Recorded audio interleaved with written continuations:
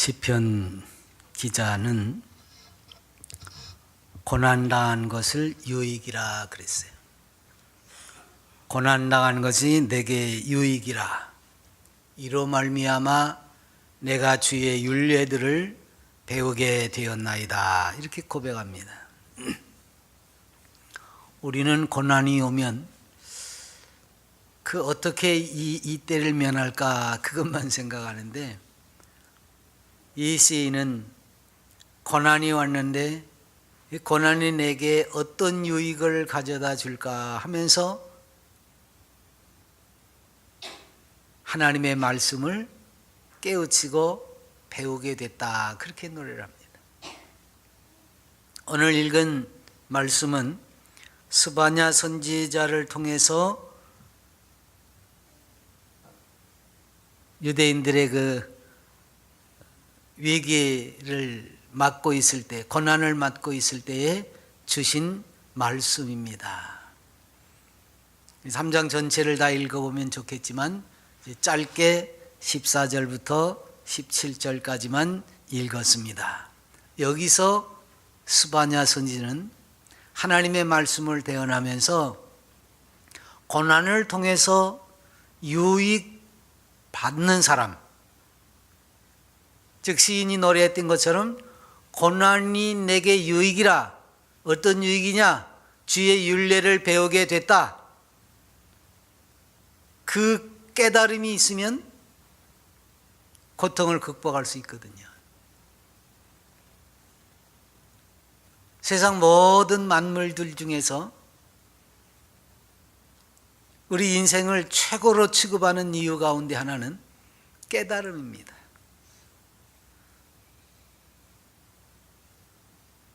여러분, 다른 짐승들도 보면 사냥할 때 얼마나 머리를 잘 씁니까? 그런데 그렇게 생각하고 다음번에는 잘해야지 하는 그런 깨달음하고 인간의 깨달음은 차원이 다릅니다. 그래서 주의 율례를 깨닫고 큰 은혜를 체험하는 거죠. 이 고난을 통해서. 그때부터 세상이 달라 보이는 겁니다.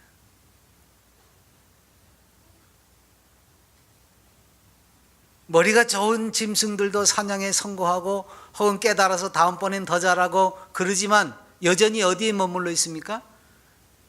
세상에서 먹고 사는 데만 머물러 있는 거예요. 다른 건 할 줄 몰라요. 인생만이 세상을 바꿔나가지. 바로 그것이 하나님의 율례를 배우면서 깨달아가는. 중요한 것은 그 깨달음이 유익한 복이 되어져야 되는 거예요. 사람이라고 다 유익한 것이 아니에요. 사람도 여전히 진짜 우리 인생에게 유익한 것이 뭔지를 깨닫지 못하면 그저 한낱 머리 좋은 사냥꾼에 지나지 않는다고 말이에요. 잘 먹고 잘 살기는 하겠지, 한평생. 그러나 그의 영혼까지 유익하게 되어질 수는 없지요. 오늘 여기서 말하는 유익이란 금생과 내생이 현세부터 영혼까지 잘 되는 유익한 복을 이야기하는 것입니다. 그래서 오늘 스바냐 선지는 이런 복을 받을 사람이 누구냐, 이렇게 깨달음을 얻고 유익하게 되는 사람이 누구냐 하고 우리에게 교훈을 주는데, 그 첫째가 주의 이름을 부르는 사람이다, 그렇게 말합니다. 주의 이름을 부를 때 그 사람이 깨달음을 얻고 현세부터 내세까지, 금생과 내생에, 지금부터 영원까지 유익한 복을 받을 수 있게 된다. 그래서 9절 말씀에 그렇게 써요. 그때 내가 여러 백성의 입술을 깨끗하게 하여 그들이 다 나 여호와의 이름을 부르며 한 가지로 나를 섬기게 하리니. 부른다는 게 뭡니까? 우리가 주님의 이름을 왜 부릅니까? 주님을 섬기는 까닭에 부르는 겁니다.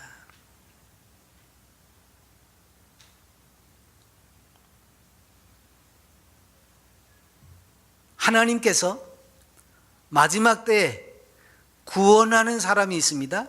그 사람이 누구냐면 주의 이름을 부르는 사람들이에요. 다시 말하면 주님을 믿고 따르는 사람이지. 이 세상에서 구원을 받는다고 말이죠. 근데 그 구원은 인생이 제 힘으로 되는 것은 아닙니다.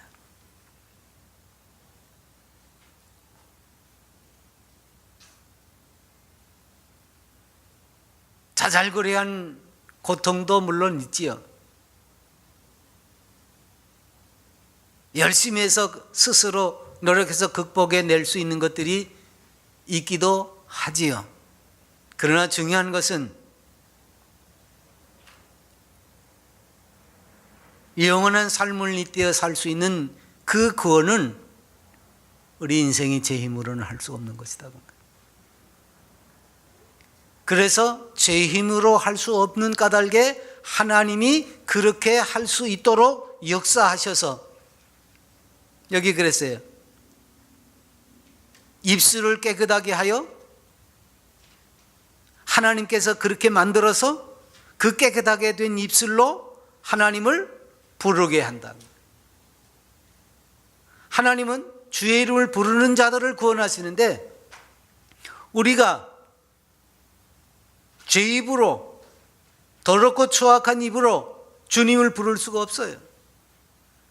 근데 주님이 그 입술을 깨끗하게 하셔서 주님을 부를 수 있게 만드시는 거지. 주의 이름을 부르는 자는 구원을 받는다고 그랬어요. 근데 내가 주의 이름을 부를 수가 없어요. 그러니까 하나님이 내 입술을 깨끗하게 하시는 겁니다. 오늘 하나님께서 저를 위해서 여러분들의 입술을 깨끗하게 하시고 하나님의 이름을 부르게 하셨습니다. 예배당에 나오게 하신 것도, 하나님의 이름을 부르게 하신 것도, 그리고 그분을 섬기게 하신 것도 하나님이 있습니다. 우리가 한편으로는 내가 내 발로 왔는데 라고 생각할 수도 있습니다. 그 모든 과정을 역사하시고 인도하신 분은 하나님이십니다. 그래서 이사야는 고백합니다. 환상 중에 하나님의 제단 앞에 자기가 서 있는데 하나님의 제단 앞에 서 있어서 보니까 자기가 얼마나 추하고 더러운 사람인지를 알게 됩니다. 그런데 그런 인생이 하나님을 맞닥뜨렸으니까 아이코 이젠 죽었구나 그거지. 죄된 인생은 거룩한 하나님을 만나면 반드시 죽을 수밖에 없습니다.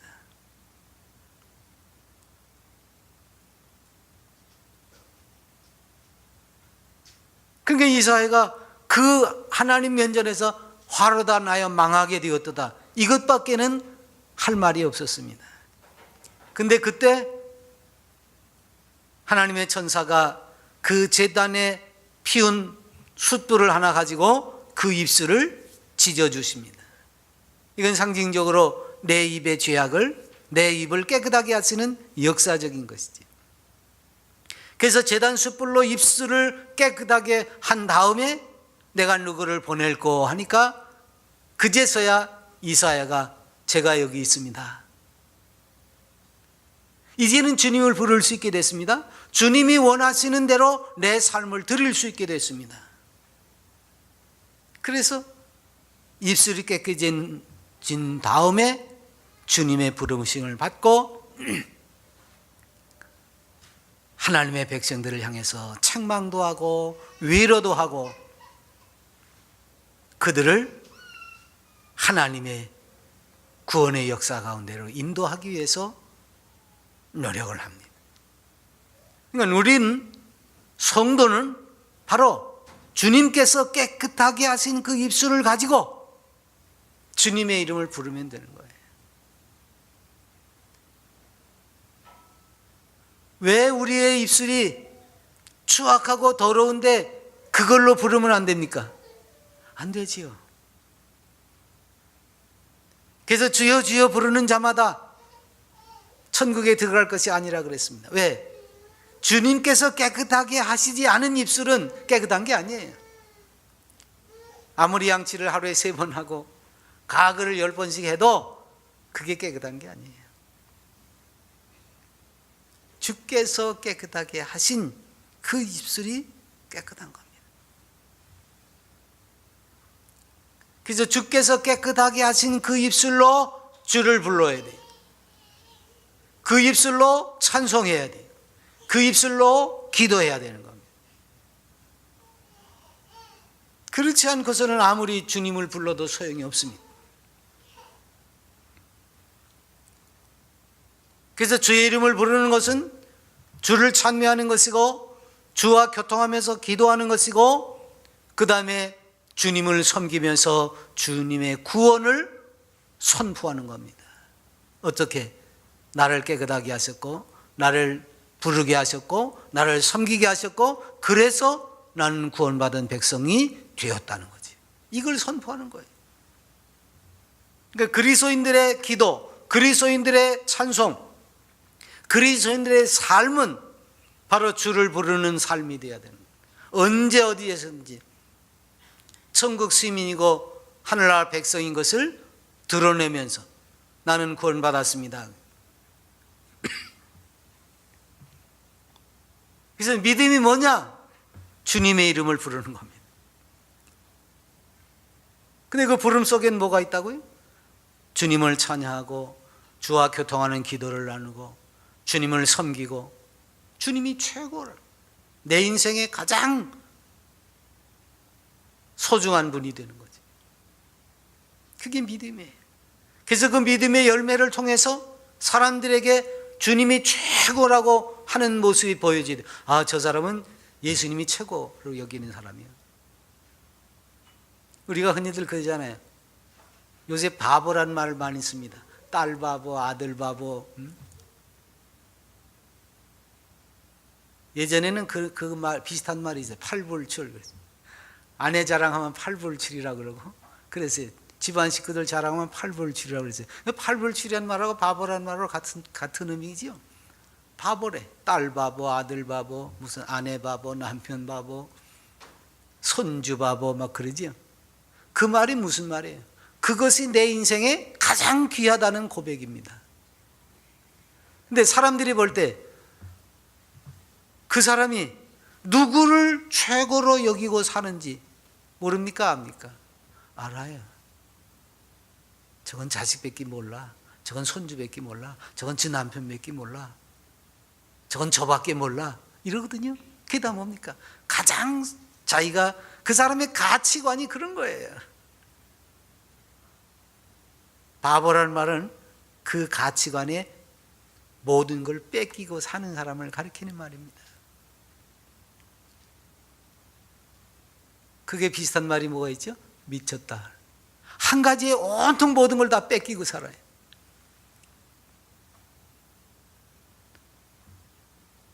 여러분, 예수 믿는 사람들 성경에서 이방인들이 뭐라고 부르죠? 저것들 미쳤나 봐 그랬거든요.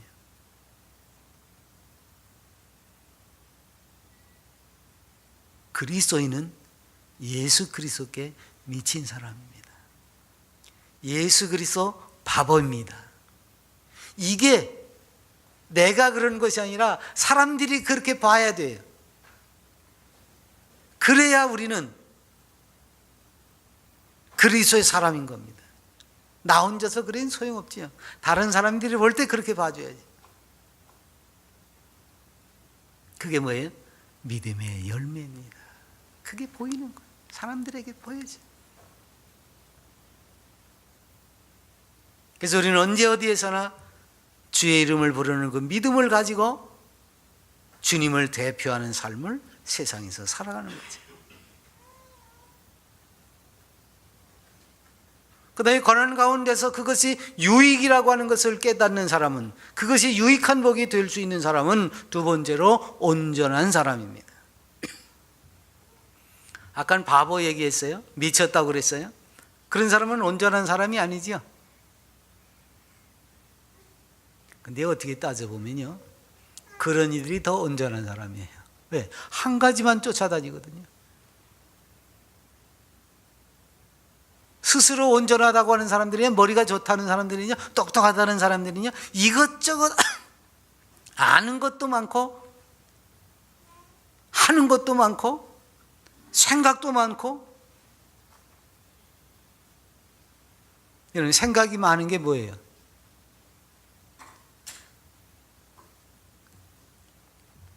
먹을 게 많아요? 생각이 많은 게 뭐예요? 그게 마음이 나뉘어지는 거예요. 걱정이 바로 마음이 나뉘어진다는 겁니다. 근데 마음이 나뉘어지는 게 뭐예요? 이게 정신분열이지 뭐 딴 거겠어요? 그러니까 미친 사람한테는 정신분열이라고 하면 안 돼. 왜? 그 사람은 한 가지만 생각하고 있으니까. 오직 하나만 알아. 그러니까 그 사람이 더 온전한 사람입니다. 우리는 마음을 나누지 않고 한 군데로 모아서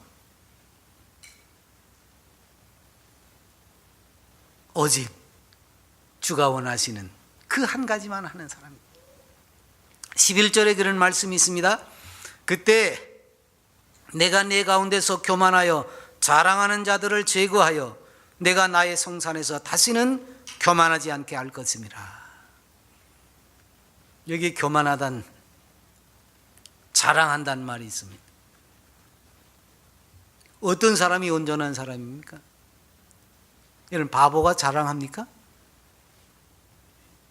미친 사람이 자기 자랑하고 다닙니까? 그렇지 않습니다. 이 사람들은 한 가지밖에 몰라요.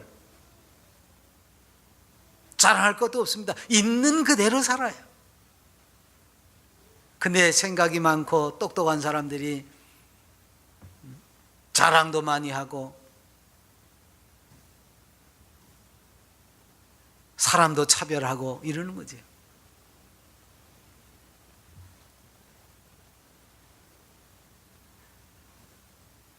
주가 원하시는 사람은 온전한 사람입니다.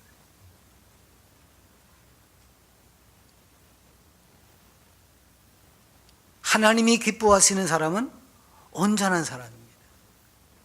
근데 온전한 사람은 어떤 사람이냐? 자랑하지 아니하고 교만하지 않는 사람이에요. 있는 그대로를, 나뿐만 아니라 다른 사람도 있는 그대로를 볼 줄 아는 사람이지. 차별이 없습니다. 편견이 없습니다. 성경은 그랬어요. 교만은 패망의 선봉이요 거만한 마음은 넘어짐의 앞잡이라 그래요. 그러니까 교만을 제해버리고 온유해지, 그러면 겸손해지. 이런 사람이 모든 것에서 온전한 사람으로 살 수 있는 거예요. 오늘날 성도들은요, 참 많이 교만해집니다.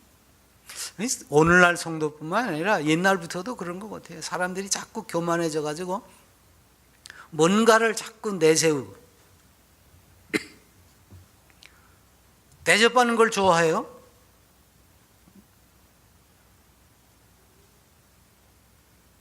그래서 자기가 꽤나 다른 사람들 앞에서 이렇게 앞서가는 줄 알고, 그래서 뭔가 된 줄로 알고 뭔가 또 좀 이룬 줄 알고, 그러면서 거기서 뿌듯한 마음을 가지고 살려고 그래요. 근데 그걸 알아주지 않으면 어때요? 서운하다고 그래요. 내가 오늘도 뭔가 좀 했다 싶었는데 아무도 안 알아줘. 그러니까 서운하지.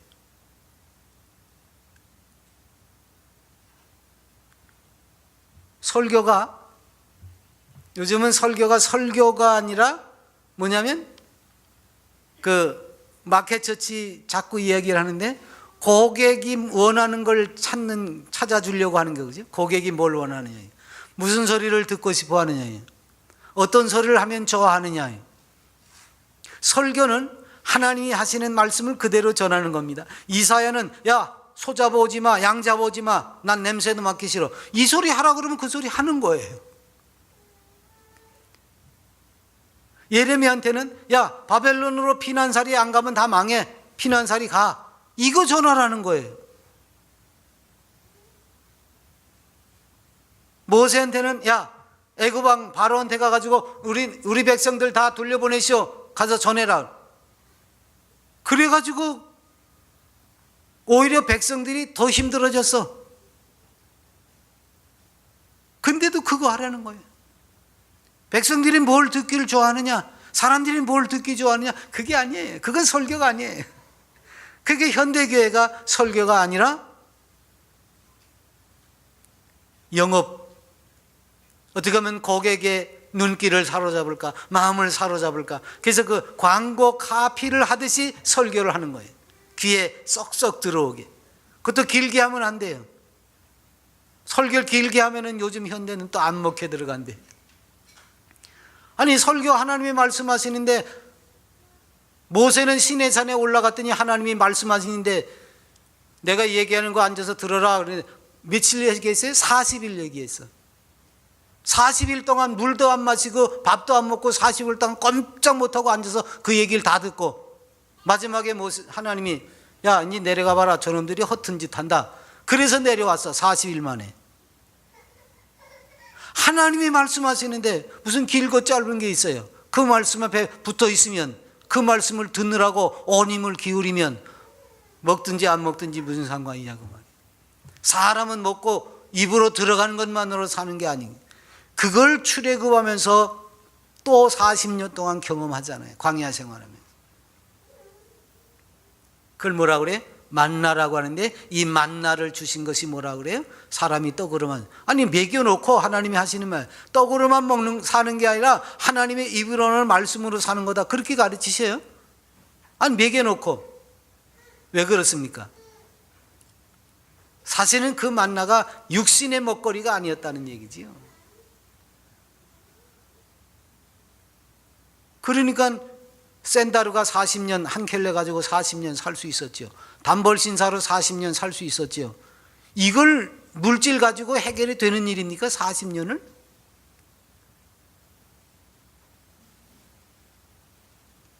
먹었다고요? 그것도 사실은 먹은 게 아니에요. 물질을 먹은 게 아니에요. 하나님의 말씀을 먹은 거지. 이게 되는 거예요. 왜? 나는 며칠만 굶어도 죽겠는데 하나님의 말씀을 통해서 40년을 살았으니 그 앞에 부복하지 않겠습니까? 그게 겸손이고 그게 온유함입니다. 그래서 자기에게 주장이 없어요. 왜? 하나님이 다 하시는데 뭐. 그런데 오늘날 성교회들은 다 뭔가 자기가 했다는 거지. 뭔가 저부터도 뭔가를 했다고. 그래서 설교를 아무리 해도 귀를 기울이지 않아요. 권면해도 귀를 기울이지 않아요. 그리고 제 마음대로 해요. 제 의사를 굽히지 않아요.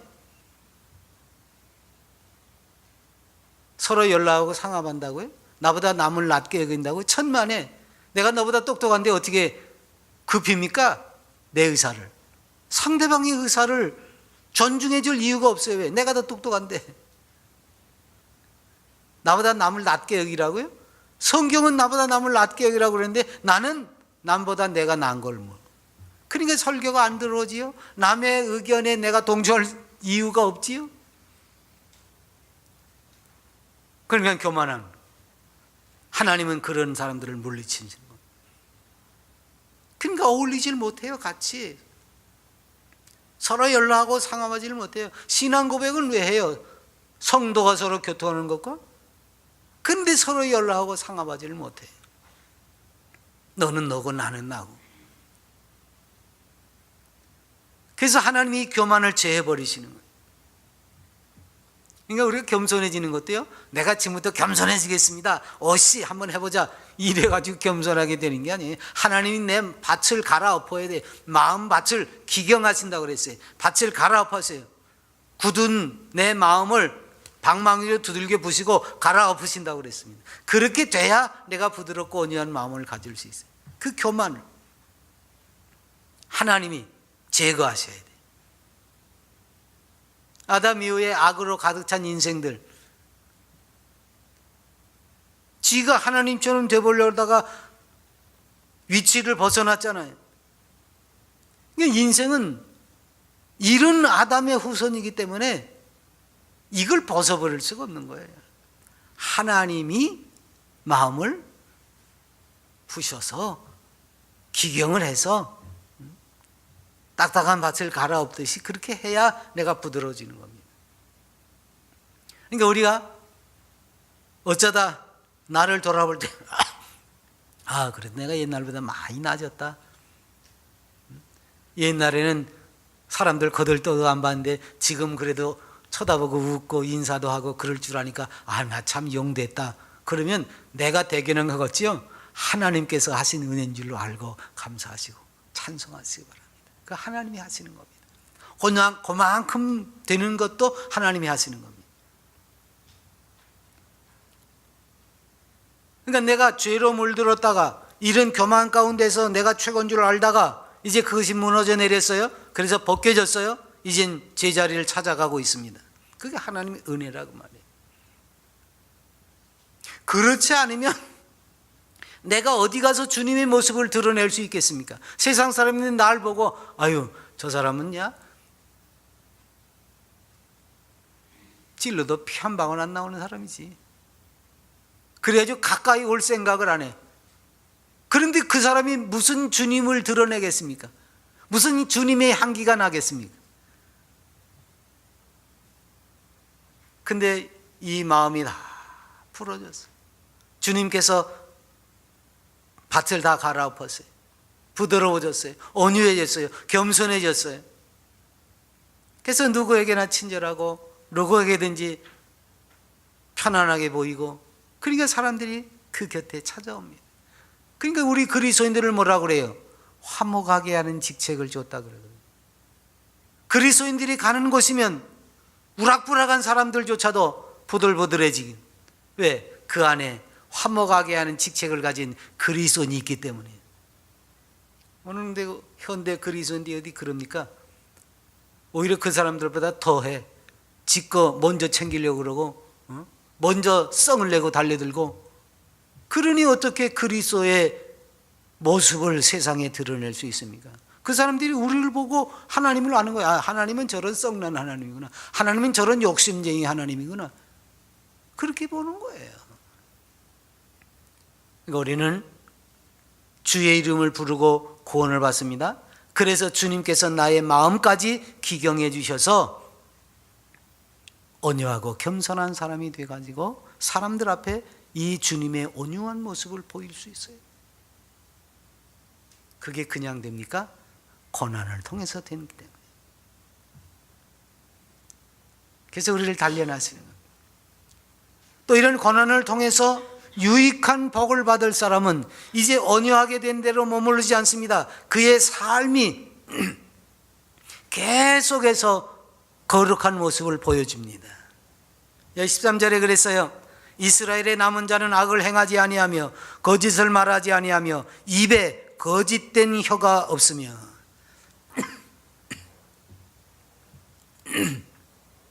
여러분, 거룩한 사람은요, 악을 멀리합니다. 악을 멀리하는데 제일 첫 번째가 뭐지요? 거짓을 말하지 않는다는 겁니다.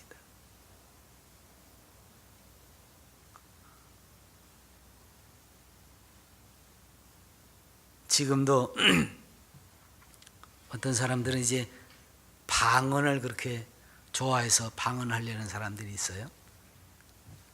물론 예배당 다니면서 방언 정도쯤은 해야지 이렇게 생각하는 사람들도 있습니다. 좋아요. 방언해도 돼요. 근데 문제는 뭐예요? 여기 입에 거짓된 혀 그랬죠? 방언이란 말이 영어 성경에는 이 혀를 가리키는 말입니다. 텅이에요, 텅.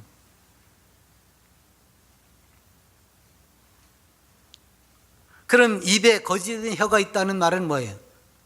그 혓바닥이 거짓이란 말이에요. 그러니까 거짓말을 말한다는 거지.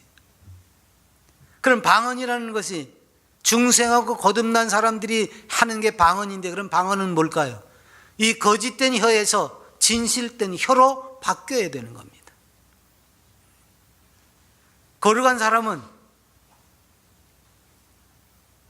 목에 칼이 들어와도 진실된 말만을 할 줄 알아야 되지요. 그게 거룩한 사람이에요. 약삭 빠르게 요때저때 싹싹싹싹 피해가는 그런 혓바닥이 아니라 우직스럽게 진실만을 말하는.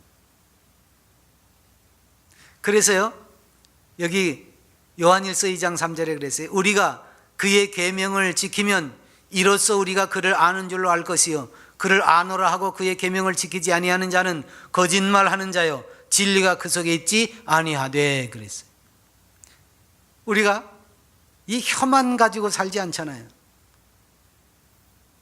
행동이 나타나지.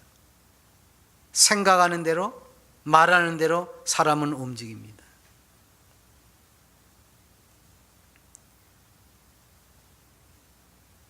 이게 제대로 된 사람이지요.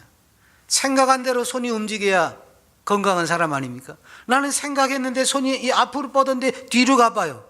이건 건강한 사람이 아니잖아요. 생각한 대로 혀가 움직였어요. 그래서 주님을 찬양합니다. 근데 생각은 주님을 찬양한다고 하는데 여기선 다른 말이 나가요? 이건 있을 수 없는 얘기잖아요.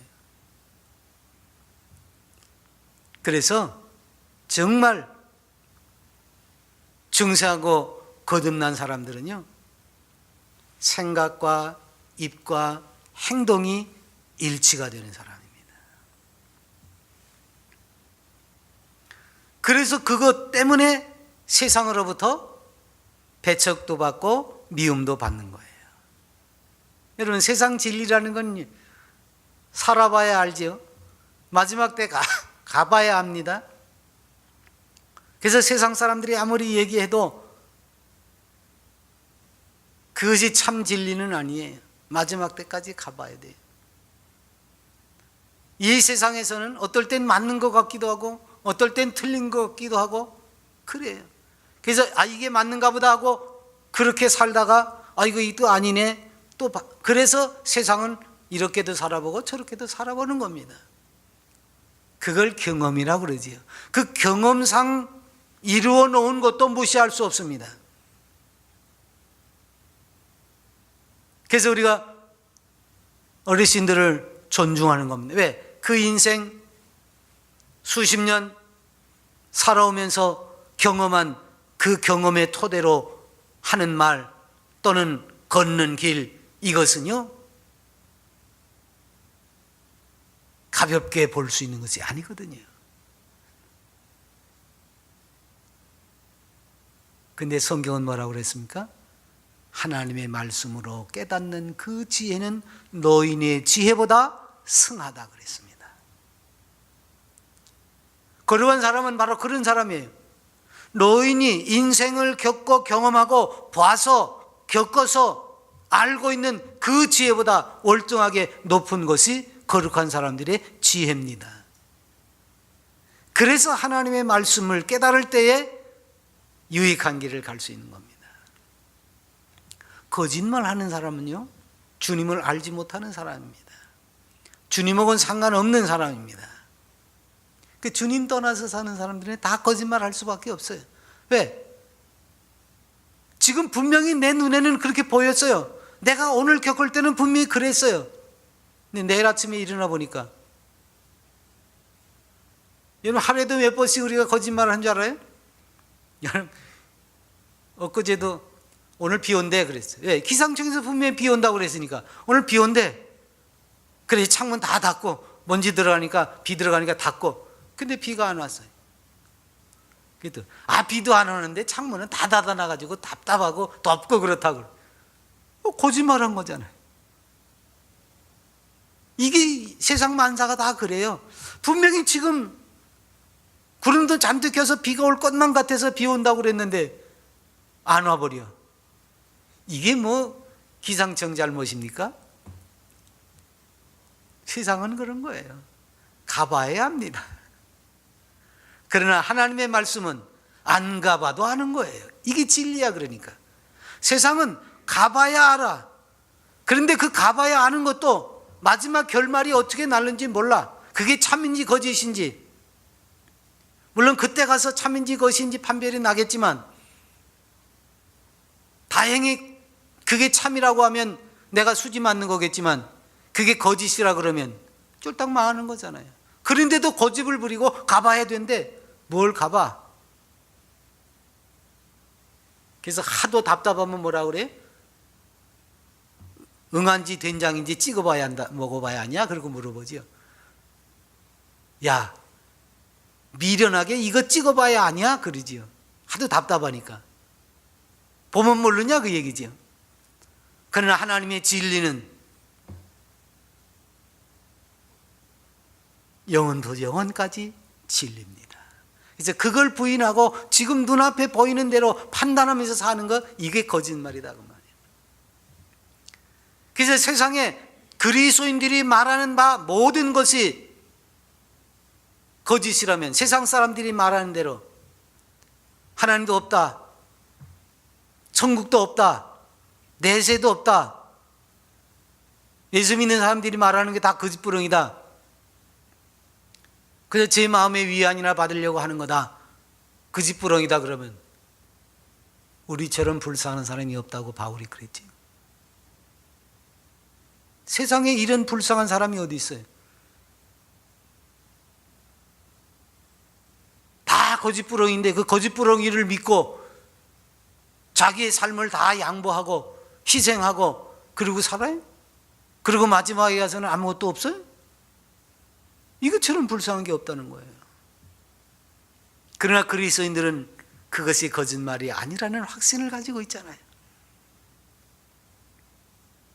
그 확신 때문에 우리는 스스로 세속에 물들지 않도록 지켜가려고 애를 쓰는 겁니다.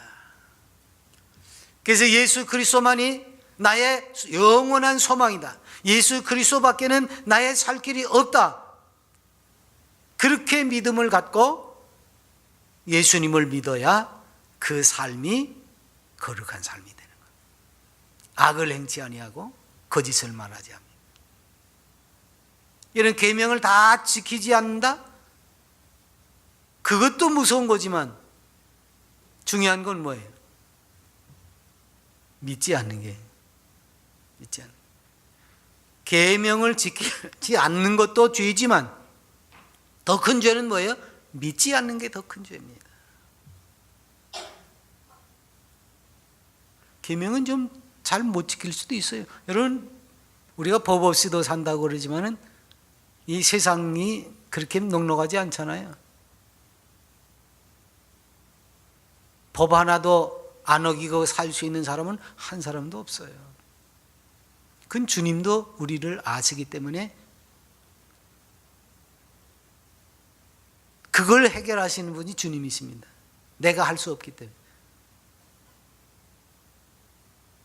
세상 사람들 말대로 골백번 죽었다 깨나도 그건 해결할 수 없어요, 우리가. 그래서 주님이 그걸 해결하신 겁니다. 우리가 믿는 건 그거예요. 주님이 내가 골백번 죽었다 깨나도 할 수 없는 것을 주님이 해결하시고 나를 구원하셨다는 거예요. 결국 그걸 우리는 믿는 거예요. 자, 주님이 우리를 고난 가운데서 깨닫게 하셔서 주의 이름을 부르게 하시고 주님 앞에 모든 삶을 통하여서 이웃을 내 몸과 같이, 여러분 경건이라는 건 거기까지 가야 됩니다. 하나님만 잘 섬겼다, 그거 끝나는 게 아니에요. 하나님을 섬기는 것과 똑같은 무게로, 똑같은 분량으로 어떻게 하라고요? 이웃을 내 몸같이. 여기까지 가야 참 경건이에요. 그러니까 예배당에 다니면서 찬송하고 기도하고 뭐 경건하게 산다, 그것만이 경건이 아니라니까요. 우리 주님은 분명히 그랬어요. 이거랑 똑같은 무게로 이웃을 내본 것 같이.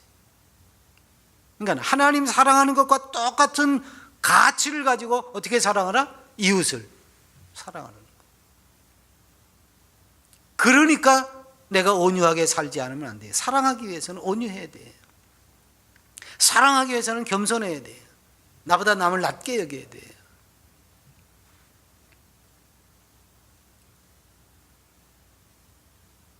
그래서 내가 세속에 물들지 않는 거지. 세속은 뭐예요? 나 중심의 삶입니다. 그러나 거룩은 뭐예요? 타인 중심의 삶입니다.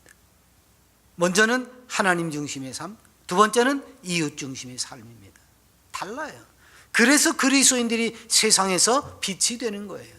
세상 사람들은 자기 중심으로 살아요. 신을 찾아도 뭐 때문에 찾아요? 자기 때문에 신을 찾는 거예요. 그러나 그리스도인들은 아니에요. 하나님을 기쁘시게 하기 위해서 하나님을 찾고 이웃을 대모같이 사랑하기 위해서 온유한 마음으로 세상을 돌보는 거예요. 오늘 그걸 뭘 통해서 배운다? 고난을 통해서 깨닫는 거예요. 하나님은 그걸 깨닫게 하시기 위해서 우리에게 끊임없이 고난을 주시는 거예요. 아담 이후에 에덴에서부터 쫓겨나가지고 고통을 겪는 그 이유는 바로 이겁니다. 이렇게 해서 우리를 다시 어떻게 하라고요? 하나님의 형상을 닮은 사람으로 하나님과 똑같이 영화로운 역사를 누리게 하기 위해서, 그리고 영화로운 곳에서 하나님과 영생무궁토록 함께 살게 하기 위해서입니다. 자, 그러면 어떻습니까? 이걸 깨달았으면 기뻐하지 않으시겠습니까? 이걸 깨달았으니까 하나님을 찬미할 수 있지 않겠습니까? 그래서 여기 스바냐가 뭐라고 그래요? 시온에 따라 노래할지어다, 이스라엘아 기쁘게 부를지어다. 이 말이 그래서 나오는 겁니다. 이렇게 깨달았었냐? 이젠 하나님 안에서 누리는 것이 뭔지 알았느냐? 그러면 노래해야지, 그러면 기뻐해야지, 춤춰야지, 그겁니다. 그리스도인들의 노래는 슬픔을 사귀는 노래가 아닙니다. 우리 한국 사람들처럼 한을 풀어내는 그런 노래가 아닙니다. 물론 세상 사람들의 마음을 움직이는 그런 감동적인 노래가 있습니다. 그러나 우리는 사람을 움직이는 노래가 아니라 하나님을 기쁘시게 하는 노래입니다.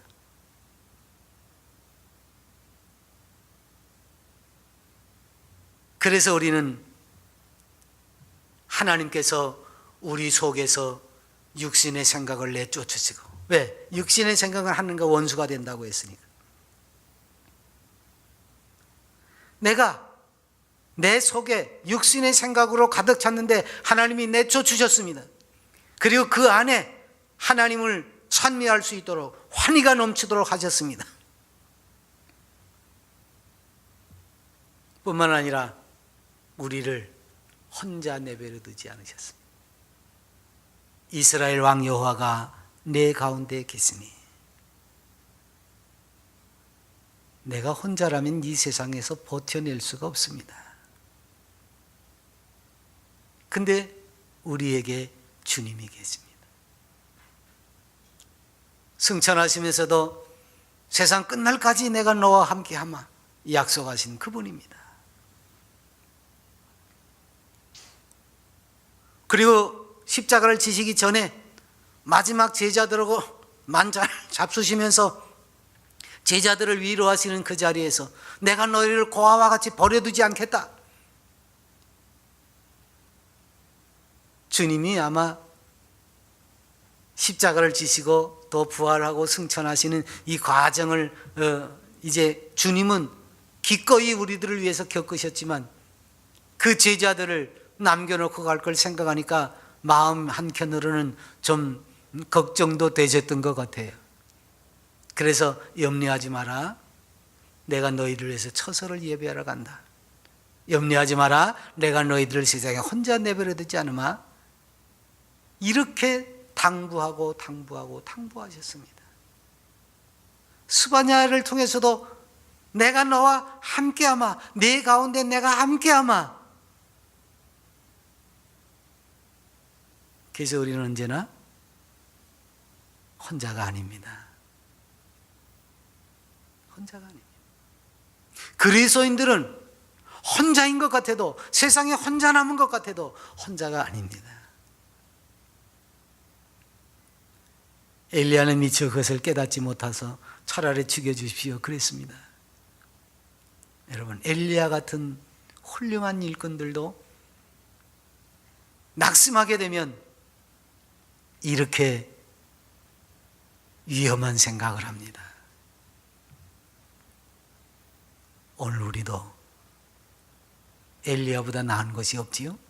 그러나 스바냐 선지를 통해서 하시는 이 말씀에 위로를 받으십시오. 이스라엘 왕 여호와가 내 가운데 계시니. 그래서 우리 가운데 찾아오신 주님의 별명이 뭐예요? 임마누엘입니다. 여러분,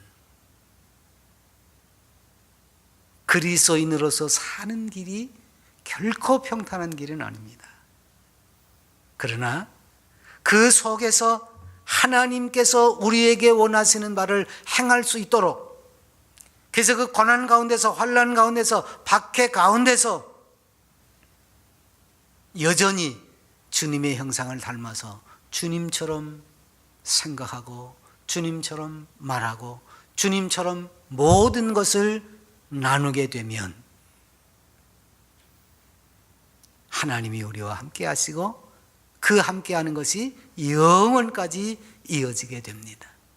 이 사실을 온몸으로 기뻐하면서 시온의 노래, 구원의 노래를 부르시기 바랍니다. 기도합니다.